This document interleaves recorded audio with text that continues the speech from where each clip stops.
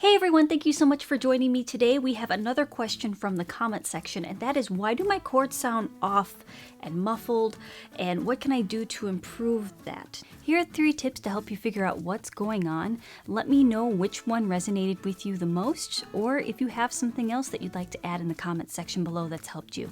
The first thing that I see is my students are applying way too much pressure on the fretboard. They're just squeezing and clamping down on the fretboard or to push down on the strings in order to create a clear sound. It could be that you're squeezing and just using your fingers, and here's my F chord, it's in tune, but when you squeeze, you could actually pull your strings out of tune.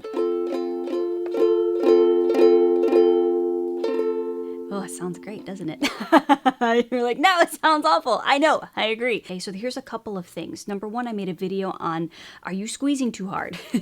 And the concept is you really don't need as much pressure on the strings in order to be able to create a nice, clear sound. I'm going to put that video in the cards above and the description box below. The other concept is that you really don't need to squeeze or push down very much at all, because there's a counterweight or a push-pull motion, I've heard it called. So I'm holding my uke this way, and then my forearm is pressed against the instrument, and then I'm pulling the instrument toward my body. And as I pull it toward my body, you can see that the neck is pulling forward just a little bit. And then I'm going to place my fingers on an F chord just for an example. And basically what it does is that it pulls the neck into my fingers this way. So my hand is cradling the ukulele this way. It's up more so at a 45-degree angle. And then I barely have to push down at all because I'm using that push-pull motion, that counterweight. It's a combination of good posture, push-pull motion, and then also not squeezing so hard, because you really don't need that much pressure in order to create a clear sound. I go more in depth with that posture and more exercises to be able to master that push-pull motion or that counterweight in my bar chord boot camp. That's on my Patreon page. I've guided exercises, exclusive tutorials, and hopefully those will be able to help you to be able to play all over the fretboard, master a little bit of theory and that counterweight or the push-pull motion. Another thing that I see for muffled chords are flat fingers. So my students, they place their fingers within, let's say, a G chord, and they're using the very flats of their fingers.